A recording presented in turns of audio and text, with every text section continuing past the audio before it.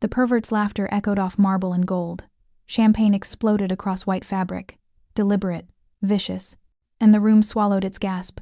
"Girls like you should know better," Charles Tucker purred, his fist still tangled in her torn sleeve, eyes bright with the thrill of public cruelty. Manhattan's elite watched from their tables like Romans at the Colosseum. But at the marble staircase, a man in black stood. Unhurried. Lethal. The stranger Nova once saved from bleeding out in an alley. And the look in Salvador Palermo's eyes promised that Tucker had just signed something far worse than a death warrant. If you're drawn in by this moment and want to see how far this story goes, don't forget to subscribe and tell us in the comments where you're watching from. Your support helps us keep turning real emotions and dark secrets into powerful stories. The penthouse on the 68th floor had been designed to make gods feel mortal. Swarovski chandeliers dripped light like frozen rain. Orchids from Singapore perfumed the air with the scent of money that never asked prices. Italian marble stretched beneath Louboutin heels and hand-stitched Oxfords, while a 12-piece orchestra played Vivaldi as if beauty could sanitize the rot beneath all that wealth. This was Manhattan's upper echelon at play, where a single champagne bottle cost more than rent, and humanity was optional if your net worth had enough zeros. Nova Harris moved through the crowd like water, present but unnoticed, necessary but invisible. At 25, she'd perfected the art of existing in spaces that didn't want her. A second-year medical student at Columbia, she'd taken the weekend catering job because her scholarship had fallen short by $3,000, and her pride wouldn't let her ask her mother, who'd already sacrificed everything, for one more penny. Her natural curls were pulled into a sleek bun that took 40 minutes, and a YouTube tutorial. Her hands balanced a silver tray loaded with cocktails that cost more than her anatomy textbook, and her face remained a mask of professional calm, even as entitled fingers snapped at her like she was furniture with a pulse. Charles Tucker was exactly the kind of predator who thrived in rooms like this. 38 years old, arms broker to crime families and dictators, with a reputation for collecting expensive things, art, cars, and women who weren't interested. His wife had divorced him 2 years ago after finding photos he'd kept like trophies, but his accounts kept growing, his connections deepening, and in his world, consent was just another commodity he could afford to ignore. He wore a $15,000 suit and an expression that said he'd never been told no by anyone who mattered. Nova had already deflected him twice. The first time, he'd brushed his hand across her lower back while requesting a refill, fingers lingering too long, pressure too deliberate. She'd stepped smoothly away, smile professional, voice neutral. "Right away, sir." The second time, he'd cornered her near the bar, leaning close enough that she could smell the cognac on his breath and the expensive cologne that couldn't mask something rotten underneath. "You're too pretty to be serving drinks, sweetheart. I have a penthouse in Tribeca. Private, quiet, could use someone with your talents. I appreciate the offer, sir, but I'm only here for the evening shift." Nova's voice had remained steady, her eyes finding the exit, her body already calculating the fastest route away. Tucker's smile had sharpened. Men like him didn't handle rejection well, especially not from women they'd already categorized as beneath them, as accessible, as ownable by virtue of their uniform and position. The third approach came an hour later, when Nova was refilling champagne flutes at a table near the grand staircase. Tucker appeared beside her, his presence invasive, his cologne overwhelming in the small space between bodies. "You know what your problem is?" His voice carried just loud enough to attract attention from nearby tables. "You think working here makes you equal to the guests, but let me educate you, sweetheart. There's a hierarchy in the world, and you need to understand where you fit." Nova kept pouring, her hand steady despite the adrenaline beginning to spike in her bloodstream. The crystal rim caught lamplight, throwing prismatic shadows across white linen. "I'm just here to serve drinks, sir. If there's something you need." "What I need." Tucker's hand shot out, gripping her wrist hard enough to make her fingers spasm. The bottle tilted. Champagne spilled across the white tablecloth in a golden flood, the liquid catching light like molten metal. The sharp, yeasty scent of it filled the air, too sweet, cloying, mixed with something metallic that might have been fear or the tang of Tucker's cologne. "Is for girls like you to remember their fucking place." The room seemed to inhale collectively. A champagne flute shattered somewhere behind them, the crystalline pop impossibly loud in the sudden hush. The orchestra faltered, violins stuttering into silence mid-phrase, the absence of music more damning than any scream. Tucker's other hand grabbed the front of Nova's uniform. Not the collar, but the fabric across her chest. And pulled. The sound of ripping cotton was obscene in the sudden silence, like skin tearing, like something irreversible. Buttons scattered across marble like dropped coins, each one bouncing with a tiny, bright sound that echoed in the cathedral-like space. Nova's throat worked once. A single, involuntary swallow that she couldn't control. The only betrayal of the scream building behind her teeth. "Oops," Tucker announced to the room, his voice dripping theatrical innocence. Champagne from the bottle he'd snatched from her tray arced through the air in slow motion, splashing across her exposed skin, her torn shirt, the floor. The cold liquid hit like a slap, metallic, sweet, and vicious. What a mess. Maybe next time you'll be more careful, sweetheart. Nova stood frozen. Not from fear, but from the surreal violence of it. The cold champagne soaking through fabric. The weight of 200 stares. The phone cameras rising like 100 glowing eyes, capturing her humiliation for social media entertainment. Her father's voice echoed in her memory. "When they try to break you, baby girl, you stay standing. You breathe. You survive. Then you win." She met Tucker's eyes. Not with tears, not with rage, but with something colder. Recognition. He thought this was power. He had no idea what power actually looked like. "I'll get this cleaned up immediately, sir," Nova said quietly, bending to retrieve the shattered champagne flute, her torn uniform gaping but her spine straight, her hands steady despite the humiliation burning in her chest like swallowed fire. Tucker laughed, high and sharp, a sound designed to invite others to join the mockery. "That's more like it. Good girl." But as Nova straightened, covering herself with one arm while balancing broken glass in the other, her eyes swept across the room and locked onto a figure she'd been unconsciously tracking all evening. Salvador Palermo sat alone at a corner table near the staircase, his whiskey untouched, his posture deceptively relaxed. His hand tightened around his glass. Slowly, deliberately, the crystal creaking under the pressure of his grip. But his eyes, dark, ancient, and absolutely lethal, were fixed on Charles Tucker's wrist, with the kind of focus an apex predator reserves for prey that's just made a fatal mistake. The muscle at his jaw jumped once, visible even from across the room. Their gazes met for half a second. Nova's breath caught, sharp, audible, a tiny inhalation that tasted of champagne and blood. Recognition slammed through her like a second heartbeat. She knew that face. Older now, harder, but unmistakable. 6 months ago, she'd found him bleeding out in an alley near her clinic. A bullet wound in his side, his men nowhere in sight. She'd used her father's field techniques, stitching him with steady hands while he drifted in and out of consciousness, never asking his name, never calling the police. When she'd finished, she'd disappeared before his people arrived. She'd saved his life. And now he was watching hers get shredded in public. Salvador's jaw tightened almost imperceptibly. His fingers, resting on the white tablecloth, curled slowly into a fist. But he didn't move. Not yet. He was waiting, measuring, calculating, the way a chessmaster watches pawns destroy themselves before the king makes his move. In the kitchen, Nova finally let herself shake. The fluorescent lights were harsh and unforgiving. The broken glass clinked in the trash bin. She braced her hands against the steel counter, her torn uniform hanging open, champagne sticky on her skin, the humiliation of physical weight pressing against her ribs.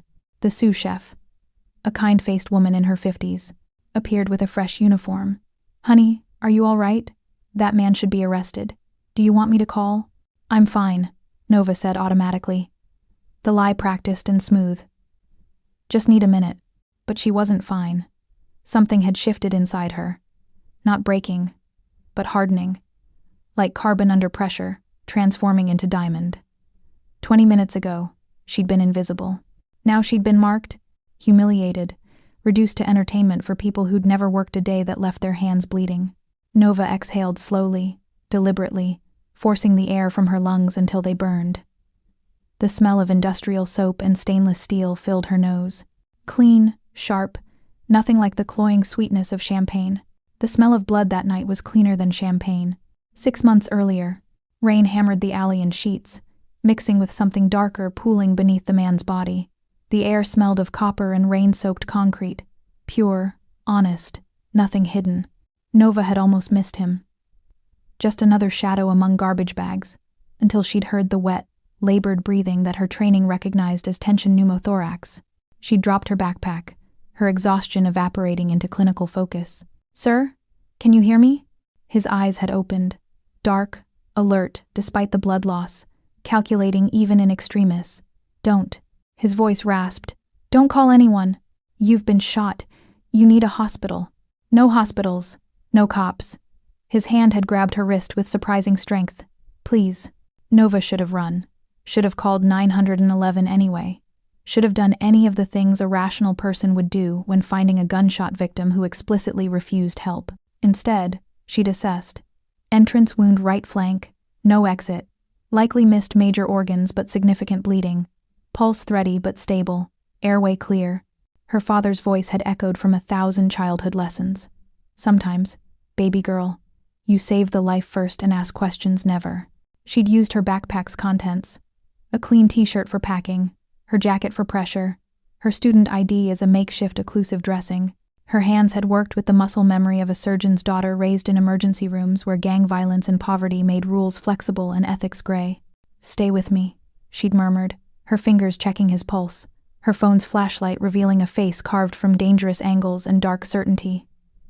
"What's your name?" "Doesn't matter. It matters if you die in my hands." A ghost of a smile. "Then I'll die blessed." She'd worked for 20 minutes, stabilizing him enough that he wasn't actively dying, knowing his people would come. Men like this always had people. When she'd heard car doors slamming at the alley's entrance, she'd packed her bloody supplies, paused with her hand on his chest to feel his heartbeat strong and steady beneath her palm. "Stay alive," she'd whispered, and then she'd vanished into the rain. Present. What Nova didn't know, what she couldn't have imagined, was that the man who'd watched her humiliation was the same man whose pulse she'd held together with surgical thread. That Salvador Palermo had been searching for her for 6 months, that he'd been watching her from the shadows, ensuring she was safe, paying her rent through anonymous wire transfers, keeping the predators at bay. Until tonight, until Charles Tucker had made the catastrophic mistake of touching the one woman Salvador had claimed as sacred. Nova pulled on the fresh uniform, her hands no longer shaking.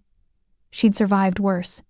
She'd survived her father dying when she was 16, survived raising her younger sister while finishing high school with perfect grades, survived the men who'd assumed her skin, her gender, her circumstance made her easy prey. She would survive this. But as she walked back toward the main hall, she didn't realize she was walking into something far more dangerous than public humiliation. She was walking into the crosshairs of an obsession 6 months in the making. A mafia boss who'd decided that patience was overrated and violence was a perfectly acceptable way to claim what he considered his. The orchestra had resumed playing, but the atmosphere had changed. Conversations were hushed, electric. Charles Tucker held court near the bar, recounting his performance to a circle of laughing sycophants, each one eager to be associated with the man cruel enough to humiliate a waitress for sport. You should have seen her face. Honestly, someone needed to put her in her place. These diversity hires are getting ridiculous. Nova moved along the perimeter, refilling glasses, her face a professional mask. But she could feel Salvador's eyes tracking her across the room. A wait, a promise, something coiled and waiting. Tucker noticed her return and grinned, raising his voice. "Look who's back. Persistent little thing, isn't she? I'll give her that. She's got spirit. Maybe I should make another offer. Private party. Just you, me, and that attitude I'd love to." The sentence died, because Salvador Palermo was standing. It wasn't dramatic. He simply rose from his chair with the unhurried grace of a man who'd never rushed toward anything because the world waited for him, not the other way around. But every person with survival instincts felt the temperature drop. Tucker's circle went quiet. The orchestra faltered, a single violin note hanging suspended, wavering. Conversations stuttered into silence as Salvador crossed the marble floor, his footsteps deliberate, his hands in his pockets, his expression almost bored. If you didn't see his eyes promised execution. "Charles," Salvador said softly, stopping 3 feet from Tucker, close enough to be intimate, far enough to make Tucker step back instinctively. "Enjoying yourself?" Tucker's confidence flickered. Everyone in this room knew who Salvador Palermo was, knew the family name, the reputation, the body count associated with that quiet voice. But Tucker's ego and his champagne-soaked bravado overrode his common sense. "Palermo. Didn't see you there. Just having a little fun with the help. No harm done. No harm. Salvador's voice remained soft, almost contemplative.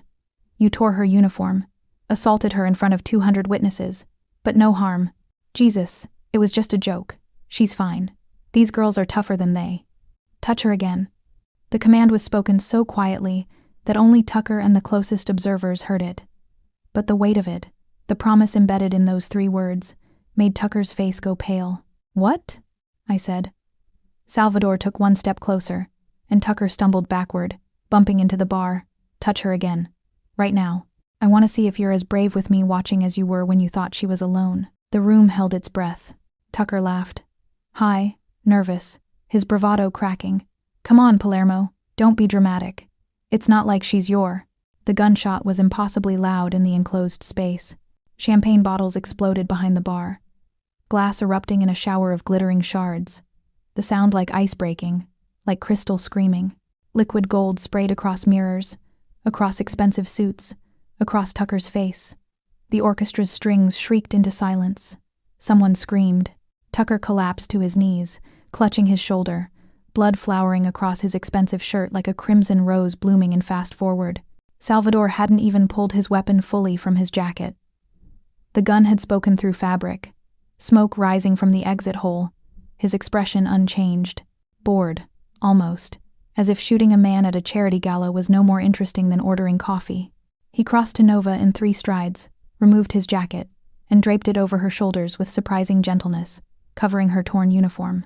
His hands didn't linger. His voice dropped to a whisper only she could hear. I tried to stay away from you, Angel. I really did. But they keep trying to touch what's mine. Nova's eyes widened. What? Not here. Salvador's hand hovered near her elbow. Close but not touching. An invitation rather than a command. Cars outside. We need to leave before someone decides to be heroic. I'm not going anywhere with. 6 months ago. Alley behind St. Vincent's. Bullet in my side. Your hands kept me breathing. Salvador's eyes finally met hers fully, and the intensity there made her breath catch. I've been looking for you ever since, Nova. And now that I've found you, I'm not losing you to garbage like him. Sirens wailed in the distance. Salvador's men materialized from the crowd. 6 of them, silent and efficient, creating a corridor toward the service exit. Tucker moaned on the floor, his friends too terrified to move. Salvador extended his hand. Nova looked at it. At the blood on his cuff, the power in his stance, the terrible certainty that stepping into his world would mean leaving her old life in ashes. But Tucker's laughter still echoed in her ears. The feeling of fabric ripping, the cameras, the humiliation, and beneath it all, a darker truth. She'd saved this man's life once. Maybe he'd just returned the favor. Or maybe, her medical training whispered warnings about Stockholm Syndrome and trauma bonding. She was making a catastrophic mistake. Salvador's hand remained steady, patient, waiting. One night, Nova heard herself say, "You get me out of here, then I'm gone." His smile was small, knowing, and absolutely lethal. Of course, Angel. Whatever you need to tell yourself. And as his fingers closed around hers, warm, steady, possessive, Nova Harris stepped out of one nightmare and into something far more dangerous. The obsessive protection of a man who'd spent 6 months learning everything about her, who'd just committed murder to defend her honor, and who had no intention of ever letting her go. The door closed behind them. The sirens grew louder. And in the penthouse above, Charles Tucker bled on Italian marble while 200 witnesses tried to unsee what they'd just learned, that waitresses could be queens if the right king decided to claim them, that humiliation could trigger wars, and that Salvador Palermo, the elusive head of the city's most dangerous crime family, had just declared open season on anyone stupid enough to touch the woman he called Angel. If you've made it this far, you know this night is just the beginning. Subscribe now to follow what happens when power, obsession, and justice collide. And let us know your city or country in the comments. Every view and comment helps us keep these stories alive. The service corridor was all concrete and exposed pipes. The unglamorous skeleton beneath the penthouse's golden skin. Nova's heels echoed against bare floor as Salvador's hand remained at her elbow, guiding but not gripping, a courtesy that somehow felt more dangerous than force. Wait. She stopped, pulling away, his jacket still warm around her shoulders. I need to understand what just happened. Salvador's expression remained unreadable. You were assaulted, I intervened. Simple. You shot him. I shot near him. Tucker's shoulder will heal. His voice carried no regret, no justification, just fact. If I'd wanted him dead, he'd be dead. Nova's medical training kicked in automatically. He needs pressure on that wound. Possible brachial artery involvement. If no one's applying. His people are handling it, and you're deflecting, Angel. That word again. Angel. Spoken like a name he'd given her long before tonight. Don't call me that. Why not? It's what you were that night. Salvador leaned against the concrete wall, giving her space, his blood-speckled cuff visible in the dim emergency lighting. October 16th, 11:47 p.m. You came out of your clinic shift, took the alley shortcut because you were tired and the subway was 3 blocks farther. Found me bleeding out near the dumpster. The memory slammed back with sensory precision. The clean, honest smell of blood mixing with rain. So different from tonight's champagne-soaked chaos. You never looked back, Salvador said softly, watching her face in the corridor's harsh light. Just disappeared like smoke. My men found me 60 seconds later, but you were gone. I did my job. That's all. Your job? His voice hardened slightly. You saved the head of the Palermo family using techniques my own doctors praised. You refused payment. My men left $10,000 in your clinic locker. You donated it anonymously to the hospital. And you never once tried to leverage what you knew. Nova's throat tightened. I didn't know who you were. No. But I knew who you were. Salvador pushed off the wall, closing the distance between them with predatory grace. Nova Harris. Daughter of Dr. Marcus Harris. The trauma surgeon who saved my father's life 18 years ago after a hit went wrong. He never asked for payment either. Never leveraged. Just stitched the wound and walked away. The air left her lungs. You knew my father? My father never forgot him. When Marcus Harris died, Salvador's voice softened fractionally. We sent flowers. Anonymous. Because men like us can't publicly mourn the good ones without putting targets on their families. Fate layered on fate. Her father's ghost had bound them before she'd ever touched Salvador's blood-soaked skin. That doesn't make me yours, Nova said, her voice steady despite the chaos in her chest. Tonight doesn't make me yours. Saving you doesn't make me yours. Salvador's smile was small, dark, and absolutely certain. No, you're right. You're not mine, Nova. Relief started to bloom. But you are under my protection, whether you accept it or not. I don't want. What you want became irrelevant the moment Charles Tucker put his hands on you in a room full of people who knew my reputation. Salvador's tone remained soft, but steel threaded through every word. He didn't humiliate a random waitress. He touched the woman who saved my life, the daughter of the man who saved my father. That makes you familia, blood family, by the old codes, and familia is sacred. I'm not part of your world. You've been part of it since the night you chose not to let me die. From the ballroom, muffled by walls and distance, Tucker's voice suddenly boomed through the sound system, loud, slurring, hysterical. I think Palermo can just shoot whoever he wants? Think he owns people? That waitress is nothing, and I'll prove it. Someone find that black bitch and bring her back here. We're not done. The microphone cut off abruptly. Scuffling. Shouts. Salvador's phone buzzed. He glanced at the screen, his jaw tightening. Tucker's men are trying to mobilize. He's putting a price on you. 50,000 to whoever brings you to him alive. Nova's blood went cold. What? He's baiting me, publicly, trying to force my hand. Salvador's eyes met hers, and for the first time she saw something beyond control. A barely leashed violence that made the gunshot seem like a warning shot. Which means you can't go home tonight. Can't go to your apartment, your sister's dorm, anywhere he might look. You're with me until this is handled. I'm not. You're under my protection, Salvador repeated, his voice dropping to something almost gentle, almost apologetic. And protection isn't a request, Angel. It's a fact. You can hate me for it tomorrow. Tonight, you stay alive. Tucker's laughter bled through the walls again. Manic, damaged, dangerous, and Nova realized she'd stepped out of one cage and into another. This one lined with silk and lethal devotion, guarded by a man who'd just declared war on her behalf. A man whose life she'd saved, who now intended to save hers, whether she wanted him to or not. Nova tried to return to the ballroom, tried being the operative word. Salvador's hand caught her elbow before she'd taken 3 steps toward the service entrance. Where do you think you're going? Back to work. Nova pulled against his grip, not hard enough to make a scene, but firm enough to make her point. I need this job. The money. My tuition payment is due in 6 days, and I'm still short. Your tuition is paid. She froze. What? Has been for 3 months. Anonymous donor through the University Foundation. Salvador's expression remained neutral, but something flickered in his eyes. Possession disguised as generosity. You really think I'd let you struggle when I owed you my life? Anger flared hot in Nova's chest. You had no right. I had every right. You saved me. I pay my debts. He released her arm but didn't step back. But if you want to go back in there and pretend tonight didn't happen, be my guest. Tucker's waiting. His friends are waiting. Every phone in that room has footage of your humiliation going viral as we speak. The truth of it hit like a physical blow.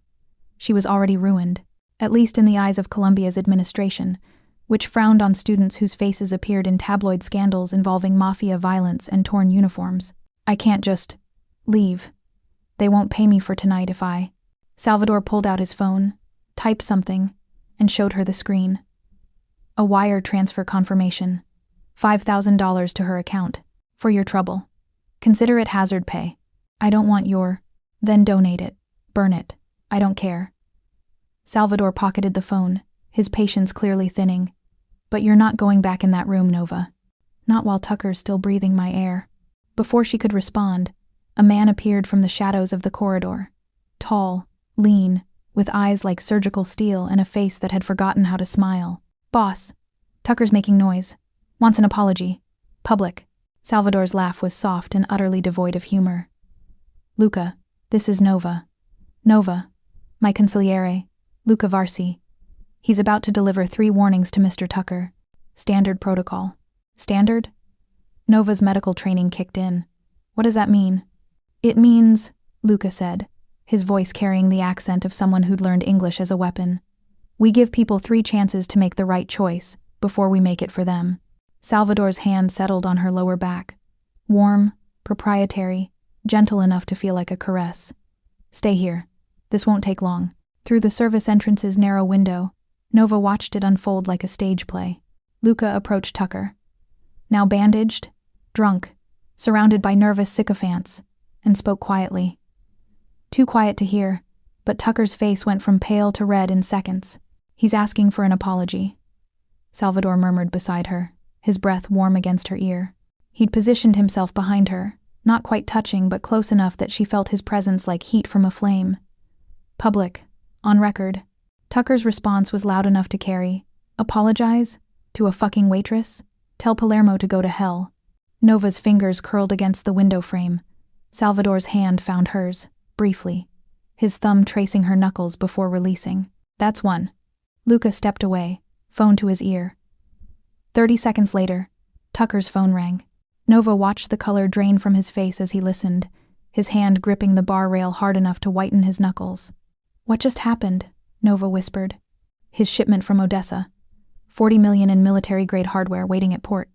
Salvador's voice remained conversational, almost bored. It no longer exists. Seized by customs. Shame about the anonymous tip. Tucker was shouting now, spittle flying, his friends backing away like he'd become radioactive. He grabbed a champagne bottle, drained it, hurled it against the wall. The glass shattered, another sharp crystalline pop that echoed through the space. He's going to double down, Nova said quietly. Men like him always do. Salvador's hand settled on her waist. Possessive, protective. You know men like him? I grew up around them. Different tax bracket. Same entitlement. She turned her head slightly, finding his face inches from hers. This isn't going to de-escalate. No, Salvador agreed, his eyes dark and certain. It's not. Palermo men materialized from the crowd. 6 of them, positioned at exits, flanking Tucker's group. A silent perimeter that screamed jurisdiction. Tucker noticed, his eyes widening, then narrowing with alcohol-fueled bravado. Fuck this. Tucker pushed past Luca, his gaze scanning the room until it landed on the service entrance, on the window where Nova stood visible in the corridor beyond. You think you can hide her? She's just a... He never finished the sentence. Because he crossed the invisible perimeter Luca's men had established, shoved past a server carrying a tray, champagne flutes crashing to the floor in a cascade of breaking glass, and grabbed for the service entrance door handle, reaching for Nova even through glass and steel. Time slowed to syrup-thick seconds. Salvador moved like violence given form. One moment behind Nova, the next crossing the ballroom floor with lethal intent. Chairs scraped, crystal shattered. The orchestra's strings died mid-note. That same eerie silence that had followed Tucker's first assault. Touch her again. The words were soft, deadly, a final offer disguised as a command. Tucker sneered. Drunk, desperate, too stupid to recognize extinction when it spoke. Or what? You'll shoot me again? In front of everyone? You're done, Palermo. That bitch isn't worth. His hand shot out, grabbing Nova's wrist through the open service door she'd instinctively backed toward. The fabric of her fresh uniform strained under his grip. His fingers dug into her pulse point, claiming, hurting, reducing her to an object in his power play.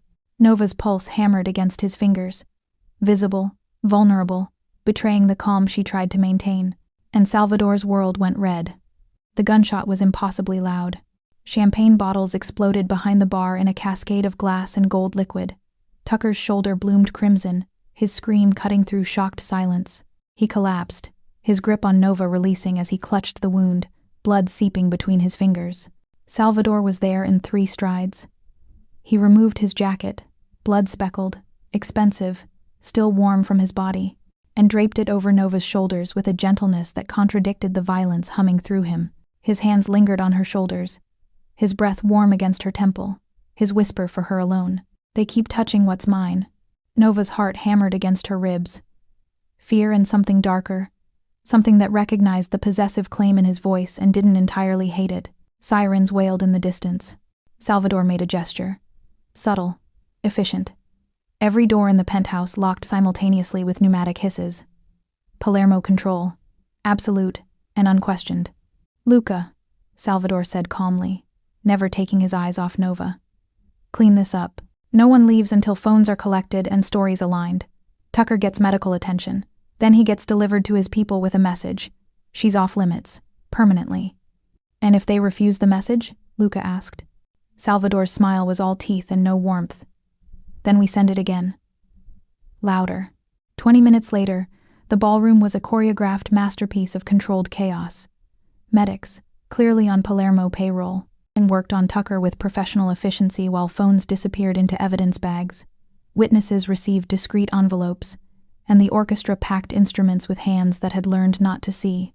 Nova sat in a private lounge off the main hall, a room designed for VIP guests with leather furniture and amber lighting that made everything feel like a dream or a nightmare. Her hands trembled now that the adrenaline was crashing. The delayed shock. Her training identified, common after trauma. Salvador knelt before her, a first aid kit open on the coffee table. You're bleeding. I'm fine. Your arm. Glass cut. His fingers were gentle as they pushed up her sleeve, revealing a 3-inch gash along her forearm, probably from when she'd retrieved the shattered champagne flute after Tucker's first assault. It's superficial, doesn't need. Let me. Not a command. A request. Soft enough to surprise her. Nova watched as Salvador cleaned the wound with steady hands, his touch clinical but intimate. He'd done this before. Knew pressure points. Knew to work from clean to dirty edges. Knew exactly how much antiseptic burn to warn her about. You've had medical training, she observed. Tactical field care. You learn quickly when your men are bleeding. His eyes flicked up to hers, dark and intense. Or when a woman saves your life in an alley and you want to understand how she made miracles look routine. The butterfly bandage went on perfectly. His thumb lingered over her pulse point, feeling the rabbit-fast beat, the evidence of her fear. You're safe now, Salvador murmured. Safe. Nova pulled her arm back, his jacket still wrapped around her shoulders. You just shot a man. Again. How is any of this safe? You're safe while you're under the Palermo name. He stood, returning the first aid kit to its cabinet with deliberate calm. That's how it works, Nova. My name is a shield. My reputation is a wall, and anyone who crosses that wall gets shot. I understand the metaphor. It's not a metaphor. Salvador turned, his expression hardening. Tucker put hands on you twice, made threats, tried to destroy you publicly. That's not something I forgive. Ever. I didn't ask for your protection. No. You asked me to stay alive 6 months ago. His voice dropped, intimate and dangerous. Consider this reciprocation. Nova stood, needing distance, needing to breathe air that didn't smell like his cologne and violence. I don't want to be owned. I'm not offering ownership. I'm stating fact. Salvador followed her to the window overlooking Manhattan's glittering sprawl. The moment you stitched my wound, you became important to me. The moment Tucker touched you, you became sacred. Those aren't choices, Nova. They're consequences. Of what? Of being the kind of woman who saves monsters and calls it medicine. He stood beside her, their reflections ghostly in the glass. Of being Marcus Harris's daughter, a man who taught me that honor still exists. Of being you. The word hung between them, loaded with months of obsession she was only beginning to understand. Nova's phone buzzed. Dr. Porter's name lit the screen. Reality crashing back. Where are you? Porter's voice was tight with worry. You missed rounds. Your shift started 40 minutes ago. If you don't have a medical emergency, we need to talk about. I'm sorry. I had an incident. I'll be there as soon as. Salvador's hand closed over hers, gently ending the call. You're not going to the hospital tonight. I have responsibilities. You have a target on your back. Salvador's jaw tightened. Porter will understand when I explain. Your medical career will be here tomorrow. Your life might not be if Tucker's people find you. You can't just. The lounge door opened. Luca entered, tablet in hand, his expression grim. Boss. Problem. Salvador took the tablet, his face going dangerously still as he scanned the screen. He turned it toward Nova. Security footage. Grainy but clear.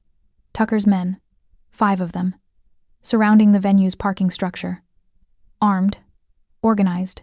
And on the screen, a 6th man approached a black sedan, popping the lock with professional efficiency. Nova's black sedan. Her license plate visible. They have your address, Luca said flatly. Your schedule. Your sister's dorm location. Tucker made calls from the ambulance. He's mobilizing before we can neutralize him. Nova's blood went ice cold. Ava. 17 miles away at NYU. We have men en route, but... Luca glanced at Salvador. Tucker's people are closer. Salvador's hand found Nova's, his grip strong and sure. She'll be safe, I promise you. But we need to move. Now. My headquarters. Full security. Ava will be brought there under protection. I want to call her. No phones. They could be tracking. Salvador was already moving, Luca flanking them as they exited into the secured corridor. You're with me until this is handled. Non-negotiable. Nova wanted to fight, wanted to reclaim her autonomy, her normal life, her illusion of control. But the image of Ava, 19 years old, brilliant, innocent, in Tucker's crosshairs, made the choice simple. She let Salvador lead her toward the private elevator, toward his world of blood and protection, and toward a cage that was starting to feel less like captivity and more like the only safe place in a city that had suddenly become a battlefield. And as the elevator doors closed, Salvador's hand remained in hers. Warm, possessive, the touch of a man who'd decided she was worth burning the world for, whether she agreed or not. Palermo headquarters occupied floors 42 through 45 of a building in Midtown that officially housed a private equity firm. The elevator required 2 key cards and a retinal scan. The security made Fort Knox look trusting. Nova stepped into a world of dark wood, leather, and technology that probably cost more than her medical school debt. Floor to ceiling, windows overlooked the city. Monitors displayed security feeds from locations she couldn't identify. And everywhere, on desks, in corners, silent and watchful, were men who looked like they'd been carved from violence. This is... Nova searched for words that wouldn't sound judgmental. Excessive? Salvador finished, shrugging out of his blood-speckled shirt, revealing a torso mapped with scars. The one on his right flank, the one she'd stitched, was a pale line among older, darker wounds. Welcome to the family business. He pulled on a fresh shirt from a closet that appeared to function as a full wardrobe. Nova tried not to notice the way fabric stretched across his shoulders, the economical grace of his movements. I'm not staying here, she said firmly. You'll protect Ava. I appreciate that. But I have exams in 3 days. Rounds to make up. A life that doesn't include. She gestured at the monitors. The armed men. All of this. Salvador buttoned his cuffs, his expression unreadable. You think you can go back to normal after tonight? I have to. Tucker won't stop. Men like him don't. He crossed to a massive desk, tapped a monitor. The screen filled with a web of connections. Names, photos, transactions. Tucker's face at the center.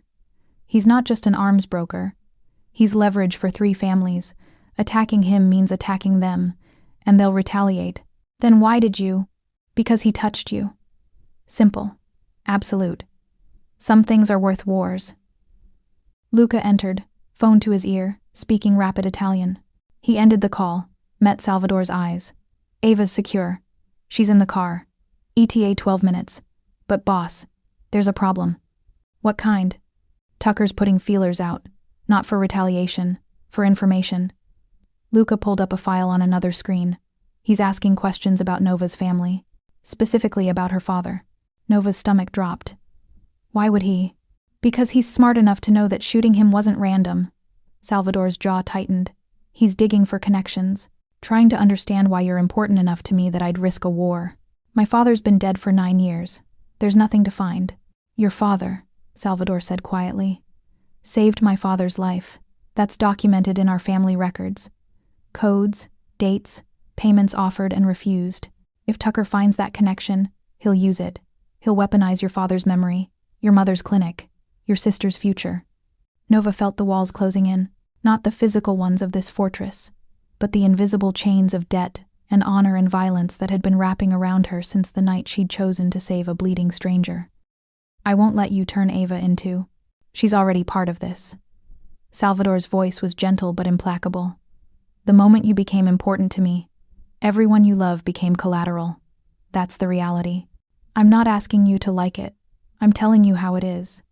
Then maybe you should have let me walk away 6 months ago. I tried. The admission was raw, unguarded.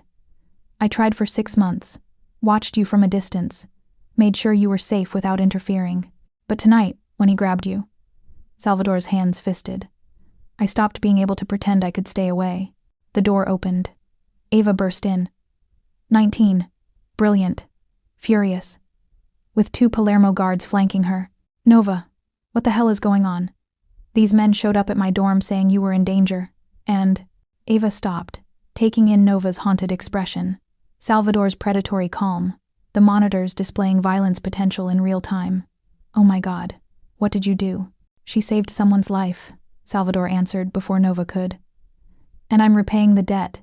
You're both under my protection until the threat is neutralized. Protection? Ava's voice rose. You mean prisoners? Ava, Nova started. No, you don't get to drag me into your drama. I have midterms. I have. Ava's phone buzzed. She looked at the screen, her face going pale. It's a photo. Of me. Outside my dorm. 15 minutes ago. With a message. Trade her for your sister. Midnight. Or, I start sending pieces. The room went deathly silent. Salvador took the phone, examined it, handed it to Luca, who immediately began tracing. His expression was carved from ice. Tucker's moving faster than expected. Nova's world tilted. Ava, I'm so sorry. I didn't. No blood for me, Nova whispered, her father's rule echoing from childhood. That was his one requirement. He patched criminals, but he never let their violence touch us.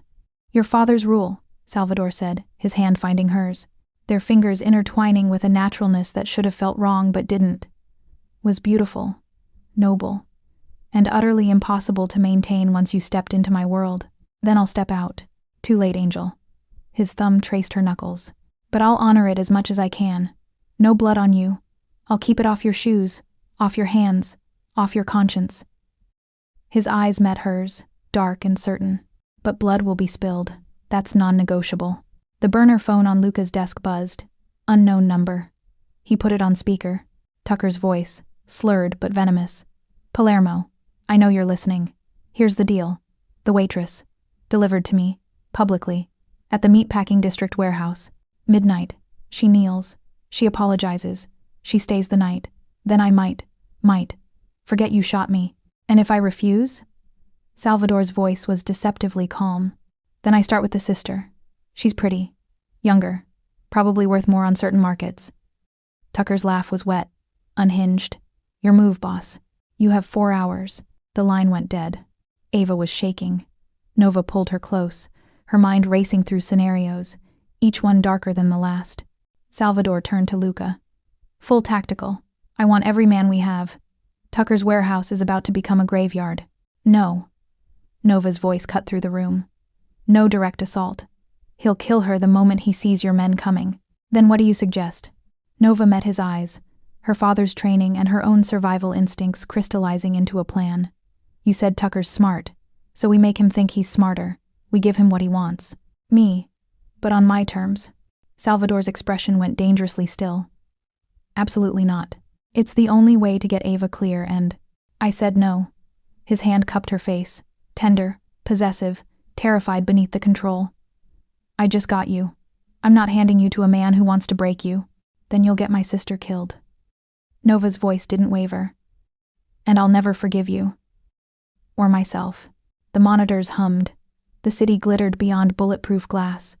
And in that moment, Salvador Palermo, man who'd built an empire on violence and control, realized he'd lost the only battle that mattered, because the woman he'd claimed as his was about to walk into hell, and the only thing he could do was make sure she walked back out, even if it meant burning the entire world to light her way home. Nova stood at the tactical table in Salvador's war room, a blueprint of the meatpacking district warehouse spread before her like a surgical field. She'd spent 2 hours memorizing every exit, every sightline, every variable that could turn this exchange from negotiation to massacre. You're not going in there, Salvador said for the 4th time, his patience fraying. I am. Nova's finger traced the warehouse's eastern entrance. Tucker wants humiliation, public submission. He gets theater. Controlled, recorded, with your men positioned here, here, and here. She marked positions with the tactical precision of someone who'd grown up translating her father's field medicine into strategy. Ava gets released first. Non-negotiable. Then I deliver his apology. Then we leave. And when he decides theater isn't enough? Luca asked, his skepticism thick. Then your men execute Plan B. Nova met Salvador's eyes. But I need to be there. Ava won't trust anyone else. And Tucker needs to believe he's won. At least for the 60 seconds it takes to get her clear. Salvador's jaw worked. Every instinct screamed to lock Nova away, to handle Tucker with bullets and fire. But he'd watched her for 6 months, knew her mind worked like his, seeing patterns, calculating odds, refusing to be helpless. You wear a vest, he finally said. You stay within my sightline. And the moment, the second, he touches you wrong, I end him. Agreed. The warehouse at midnight was a cathedral of rust and shadows. Floodlights carved harsh angles across concrete. Tucker waited at the center, bandaged shoulder visible beneath his open jacket, a badge of victimhood he was already weaponizing. 6 men flanked him.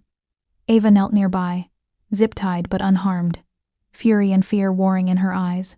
Nova walked through the entrance alone. As agreed, her steps echoing in the cavernous space. The sound bounced off metal beams, multiplying, making her feel smaller than she was. Salvador's voice whispered through the earbud hidden beneath her hair. I have you. 12 men on perimeter. Say the word. Mr. Tucker.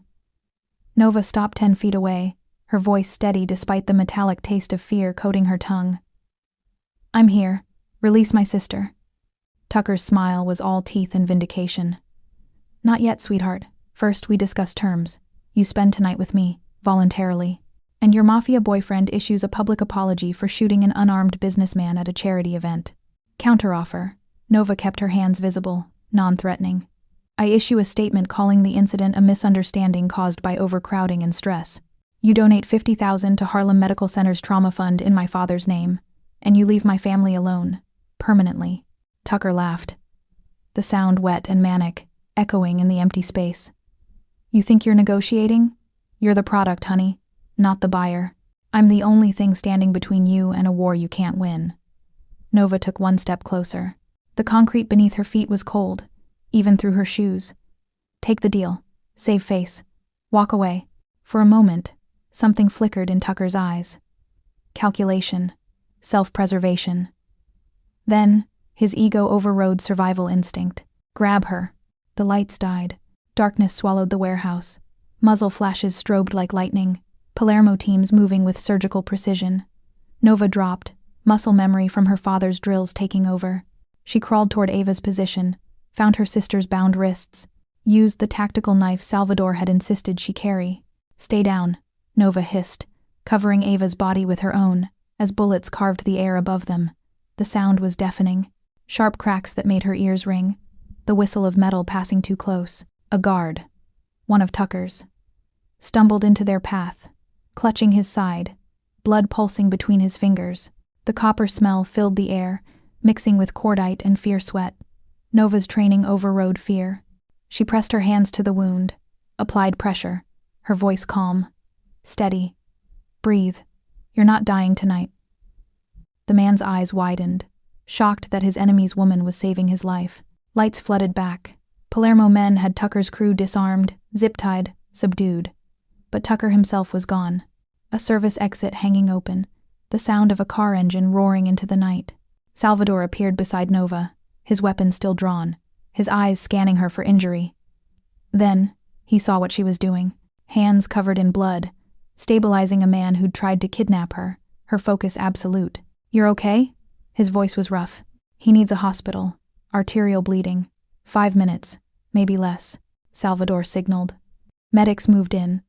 He pulled Nova to her feet, his hands framing her face, checking for wounds, for trauma, for any crack in her armor. "You saved him. That's what I do." Nova's hands were shaking now. Adrenaline crash imminent.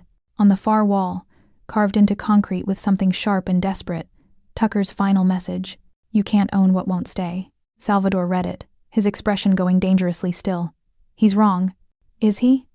Nova pulled away, exhaustion and anger finally breaking through. "Because from where I'm standing, I'm in your world whether I chose it or not. You chose to save me. Everything else is consequence. I chose medicine, not this." Salvador's phone buzzed. Luca's voice clipped. "Tucker's mobile, heading toward the financial district. We can intercept." "No." Nova's voice cut through. "Let him run. He's already lost. The moment he tried to take Ava, he became a kidnapper. The moment he pulled a gun at your headquarters, he became a terrorist in the eyes of federal law. We don't need bullets. We need lawyers." Salvador stared at her. This woman who thought like a strategist, who saved enemies, who'd just rewritten his entire approach to warfare. "You're terrifying," he murmured. "I'm practical." Nova met his eyes. "And I'm done being a chess piece. Either I'm a partner in this, or I walk." "Partners," Salvador said slowly. The word foreign but not unwelcome. "Then let's finish this your way." Salvador's penthouse was 60 floors of steel and glass. Beautiful, isolated, and utterly suffocating. For 3 days, Nova lived in luxury that felt like captivity. Drivers materialized whenever she needed to move. Guards flanked every door. And Salvador's presence was constant, watchful, protective, overwhelming.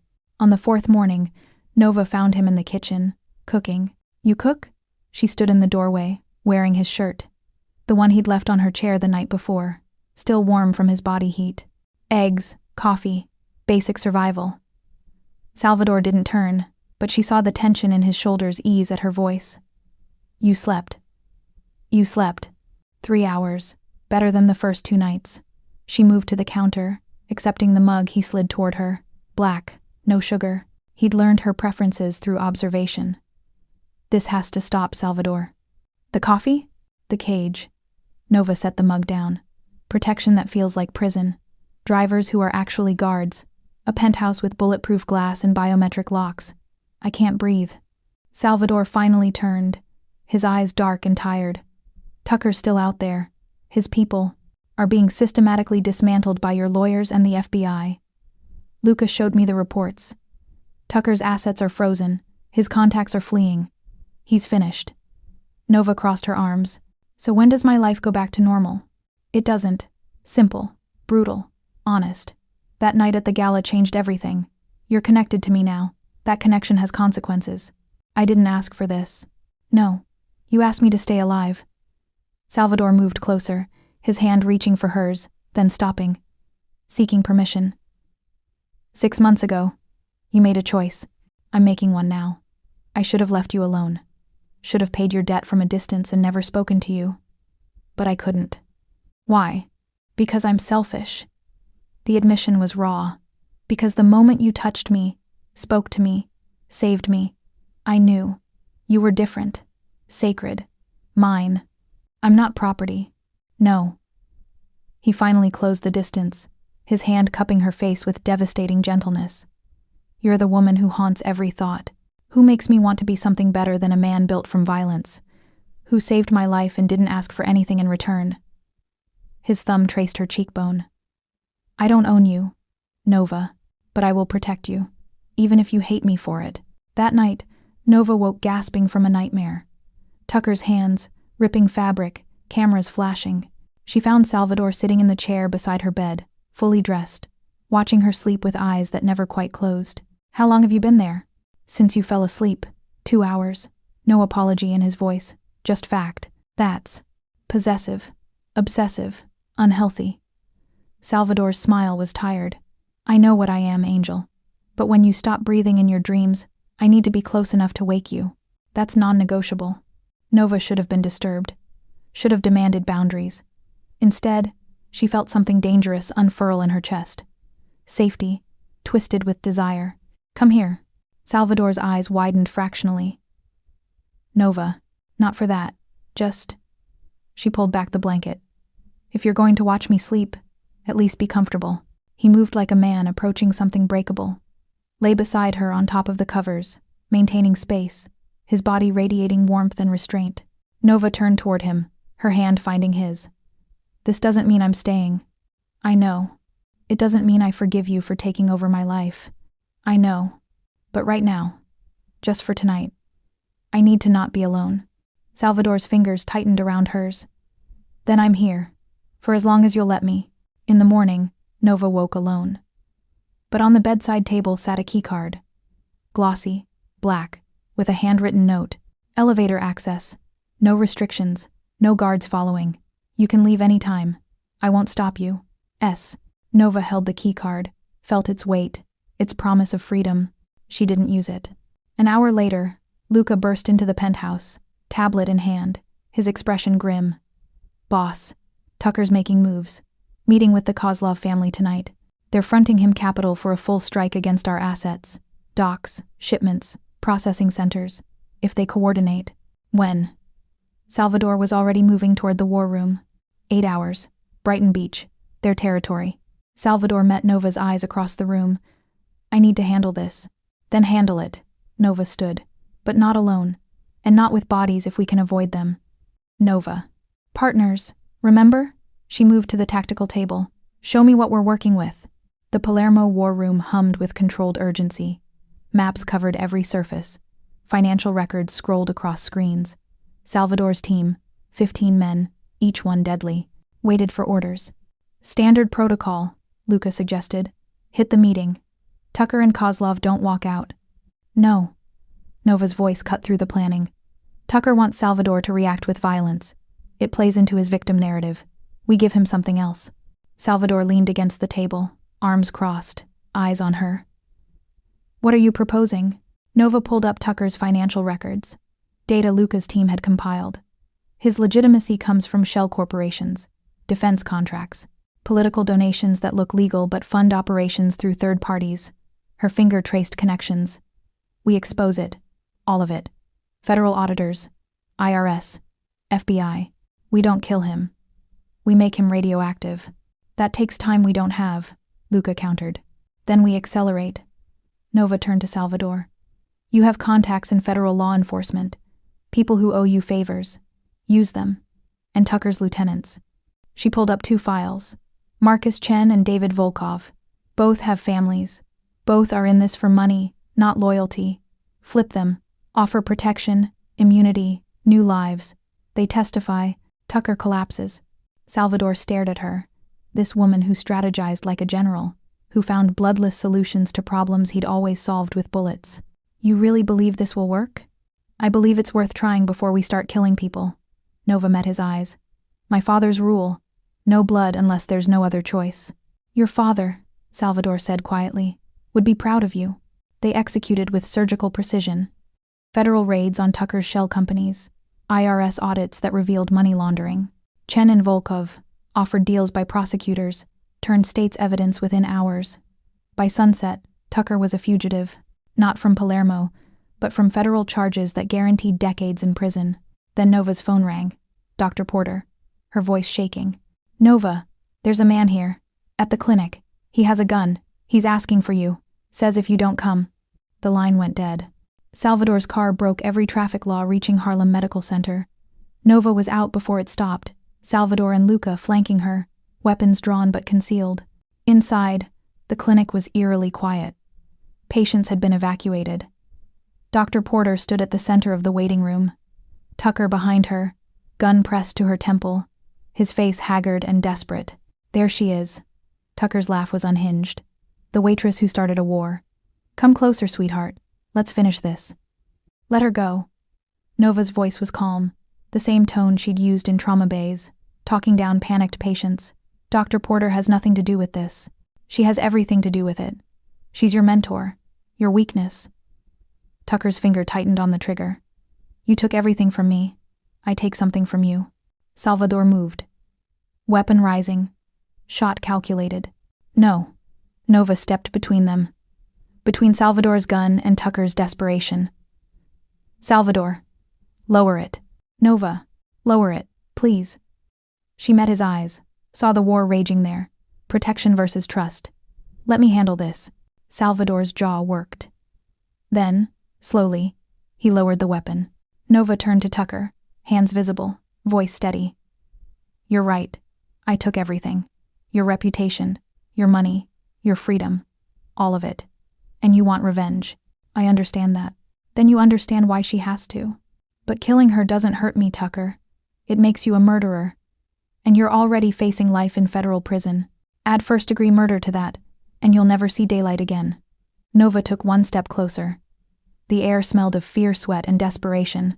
Or you can walk away. Right now. Disappear before the FBI closes in. You've got maybe an hour before they triangulate your phone. Run. Survive. That's the only play you have left. Close. Tucker's hand wavered. You think I'm stupid. I think you're cornered. And cornered men make bad choices. Nova's voice softened. My father used to say, the bravest thing a man can do is know when the fight's over. This fight's over, Mr. Tucker. You lost. But you don't have to die tonight. Time suspended. Tucker's eyes darted. Calculating. Desperate. Weighing death against flight. Then he lunged. Not at Porter, but at Nova. Weapon swinging wild. A final act of spite. The gunshot was precise. Luca's bullet took Tucker in the shoulder. Same placement as Salvador's shot at the gala. Surgical and deliberate. Tucker collapsed, weapon clattering across linoleum with a metallic scrape that echoed in the sudden silence. Dr. Porter stumbling free into Nova's arms. Ambulance is 2 minutes out, Luca said calmly, already zip-tying Tucker. FBI right behind them. Sirens wailed. Closer, closer. The sound of law finally catching up to chaos. Salvador moved to Nova, his hands framing her face, checking for injury, for trauma, for cracks. You stood in front of my gun. I stood in front of his desperation. There's a difference. Nova was shaking now, adrenaline finally crashing. Did it work? Is it over? FBI will take him. Federal charges, kidnapping, attempted murder, money laundering, arms trafficking. Salvador's thumb traced her jaw. You just talked down a man with nothing to lose. That was either brilliant or suicidal. Both. Nova almost smiled. Definitely both. The FBI swarmed the clinic. Tucker was loaded into an ambulance under guard, and a federal agent approached Nova with a badge and a very serious expression. Miss Harris, we'll need a statement. Multiple statements. This case involves federal crimes, interstate conspiracy, and... The agent glanced at Salvador. Organized crime elements we'll need to discuss. You're not under arrest, but we need your cooperation. Nova felt the trap closing. Testify and become a witness in a federal case against Tucker and possibly others, or refuse and face obstruction charges. Salvador's hand found hers. She'll cooperate, through her attorney, and any statements will be made through official channels with immunity guarantees in writing. The agent frowned but nodded. We'll be in touch. As they left, Salvador whispered, You're about to become very visible. Federal witness. Your name in court documents. Every detail of that night public record. I know. Nova's voice was steady. But at least it's the truth. The legal truth. Not bullets in the dark. Your father would be proud, Salvador repeated. I'm certain of that. 6 weeks later, Charles Tucker pleaded guilty to 18 federal counts, His empire dissolved into seized assets and testimony. His former partners scattered, and Nova Harris testified. Calm, precise, devastating. In a closed hearing that made headlines without showing her face, Salvador kept his promise. Tucker's seized properties, warehouses, accounts, front companies, were liquidated.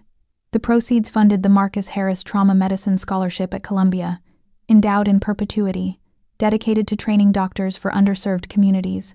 Nova finished her rotation with honors. Dr. Porter wrote a recommendation that called her the finest young physician I've had the privilege to teach. And slowly, carefully, Nova rebuilt her normal life. But normal had changed. She still lived in her own apartment, but Salvador's guards were discreet now. Shadows she only noticed when she looked for them. She still took the subway, but a black car was always 3 blocks behind, just in case. And 3 nights a week, she found herself at Salvador's penthouse, not captive, not claimed, but choosing to be there. They cooked together, argued about case law and tactical strategy, fell asleep on opposite ends of his couch and woke tangled together. One night, Salvador found her on his balcony, the city glittering below, her father's watch, the one she never took off, catching streetlight. "Regrets?" he asked, handing her wine. "About which part? The gala? Tucker? You? Any of it?" Nova considered. "I regret that Ava had to be scared, that Dr. Porter was put in danger, that people got hurt because I made a choice in an alley 6 months ago. And me?" She turned, met his eyes, dark, patient, absolutely devoted. "You're the complication I didn't know I needed, the protection I didn't ask for, the man who makes me feel terrifyingly safe and dangerously seen." "That's not an answer. It's the only one I have right now." Nova stepped closer, her hand finding his. "I'm not yours, Salvador. Not the way you wanted. Not property or possession or debt repaid." His jaw tightened. "I know, but I am choosing you, every day, on my terms, in my way." She rose on her toes, pressed her lips to his, soft, deliberate, a promise and a boundary. "Stay free, stay mine. Both can be true if you say it." Salvador's arms came around her, steady, sure, holding her like she was the only solid thing in his violent world. "Both can be true. I'll make them true." 3 months after the gala, Nova received an invitation on expensive cardstock, the Palermo Foundation annual benefit, honoring Marcus Harris Memorial Fund. Black tie. She stood in Salvador's penthouse, wearing a dress he'd had made. Midnight blue, elegant, with a neckline that showed the faint scar from Tucker's champagne glass. Salvador appeared in the doorway, devastating in formal black, his expression soft with something that looked like worship. "You kept the scar." "It's part of the story." Nova touched the pale line on her collarbone. Hiding it would be letting them win. They arrived at the venue, same penthouse that had hosted the gala, now scrubbed clean of trauma, reimagined. The same chandeliers glittered overhead, casting the same frozen rain of light. The same orchestra played, strings weaving through conversations. But this time, Nova walked through the entrance on Salvador's arm, her name on the guest list, her head high. Whispers followed. Some recognized her, others didn't. It didn't matter. The air smelled different now, still perfumed with expensive orchids, still carrying the sweet tang of champagne, but without the metallic edge of fear. Nova breathed it in, let it fill her lungs without choking her. Dr. Porter approached, embraced her. The scholarship board met today. First recipient selected, a brilliant young woman from Chicago. Single mother, working full-time, putting herself through medical school. Your father would have loved her story. Nova's eyes burned. "Thank you. For everything. You earned it, all of it." Porter glanced at Salvador, assessing, protective. "And you take care of her. Or answer to me." Salvador's smile was genuine. "She takes care of herself, doctor. I just make sure the world knows it." As the night unfolded, Nova found herself at the same spot where Tucker had torn her uniform. Now standing with a glass of champagne she'd chosen, wearing clothes that fit her perfectly, speaking to people who knew her name and her value. The orchestra swelled into Vivaldi, the same piece they'd been playing that night. For a moment, Nova's breath caught, her pulse visible at her throat. Just a flicker, a memory of terror. Salvador's hand settled at her waist, grounding, asking permission. "We can leave." "No." Nova's fingers tightened around her glass. The crystal was cool, solid, Real. I'm exactly where I need to be. He appeared beside her moments later, his hand settling at her waist. Possessive but asking permission. Regrets now? None. Nova leaned into him slightly, the gesture natural. They tore my dress to mark me, but I let the world see the scar and made a crown from the thread. A crown, Salvador murmured against her temple, his lips brushing her skin. That you forged yourself. I'm just the man who made sure no one touched it again. Is that all you are? No. His voice dropped to that dangerous softness that made her pulse quicken. I'm the man who will love you. Obsessively, protectively, probably unhealthily, for the rest of my life. Whether you marry me, live with me, or only visit 3 nights a week. The terms are yours, Angel. I'm just grateful to be included. Nova turned in his arms, her hand finding his face. This man who'd killed for her, who'd given her freedom, who'd learned to love her on her terms instead of demanding she meet his. Then let's start with 4 nights a week and see where that takes us. 4 nights, Salvador agreed, his smile slow and devastating. And every day in between, I'll make sure you remember you chose this, chose me, chose us. Across the room, Ava stood with Luca. An unlikely friendship that had formed during those 3 days of captivity, built on shared protectiveness and mutual exasperation with their respective family members. She caught Nova's eye, raised her glass in a silent toast. You survived. We survived. Nova raised hers in return. We did more than survive. The orchestra shifted into something new. Not Vivaldi, but a modern piece. Something that acknowledged the past without being trapped by it. Couples moved to the dance floor. Salvador extended his hand. Dance with me? I don't know how. Neither do I. We'll figure it out. Nova took his hand, let him lead her onto the floor. They moved awkwardly at first, her medical precision meeting his tactical certainty, neither quite matching the rhythm. But then Salvador pulled her closer, his hand firm at her back, and whispered, Stop thinking. Just feel. So she did. She felt the warmth of his body through expensive fabric, the steady beat of his heart against her cheek, the way his hand held hers, tight enough to claim, gentle enough to release if she asked, the scent of his cologne mixing with champagne and orchids, and the faint copper tang that would always remind her of the night she'd saved a stranger in the rain. I'm terrified of you, Nova whispered. Good. Salvador's breath was warm against her ear. I'm terrified of you too. That's how I know it's real. What if I break you? Then break me. I'll put myself back together and come back for more. He pulled back enough to meet her eyes. You think I don't know what this is? You're not just under my protection, Nova. I'm under yours. You could destroy me with a word, with a choice. And I'm choosing to give you that power anyway. Why? Because the alternative is living without you. And I've tried that for 6 months. I'd rather risk destruction than go back to that half-life. The song ended. Another began. They kept dancing. Around them, Manhattan's elite watched. Some with envy, some with judgment, all with recognition.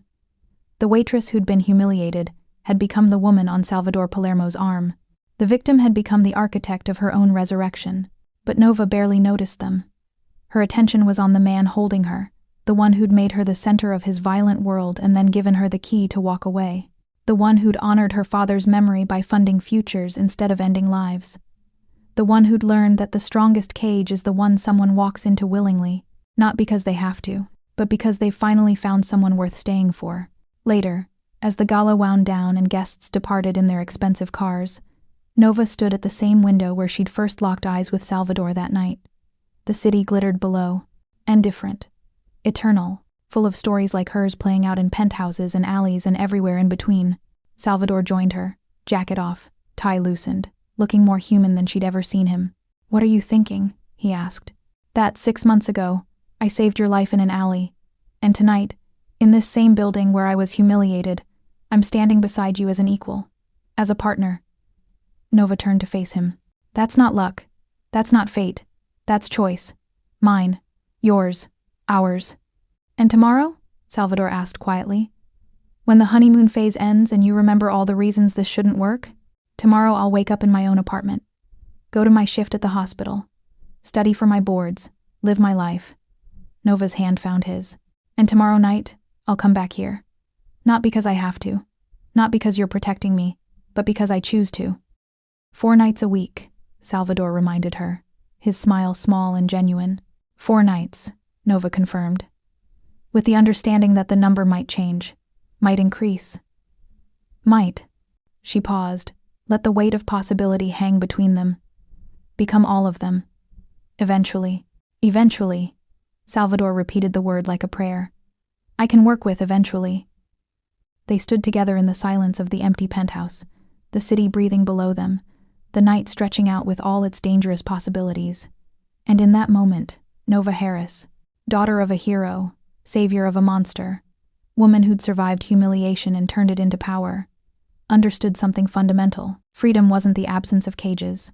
It was having the key, and she'd kept Salvador's keycard in her wallet every single day since he'd given it to her, not because she needed permission to leave, but because having the choice made staying feel like victory instead of surrender. Take me home, she whispered. Salvador's hand tightened on hers. Your apartment or… Here. Home is here. For tonight. Nova met his eyes. Tomorrow, I might change my mind. But tonight, I'm exactly where I choose to be. And as Salvador led her away from the windows, away from the city's judgment, and into the private sanctuary he'd built for her without knowing if she'd ever use it, Nova felt the last piece of her shattered control click back into place. Not the control of walls and distance, but the control of choosing her own cage, of forging her own crown from the threads of torn fabric, of taking the humiliation that was meant to destroy her and turning it into the foundation of something unbreakable. Tucker had tried to mark her. Salvador had tried to claim her.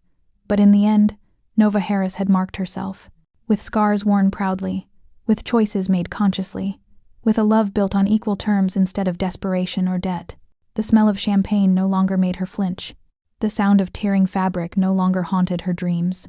And the man watching her sleep from the chair beside her bed, obsessive, protective, probably unhealthy, was the man she'd chosen to let in. On her terms, in her time. With her father's voice echoing approval from wherever heroes went when they died too young.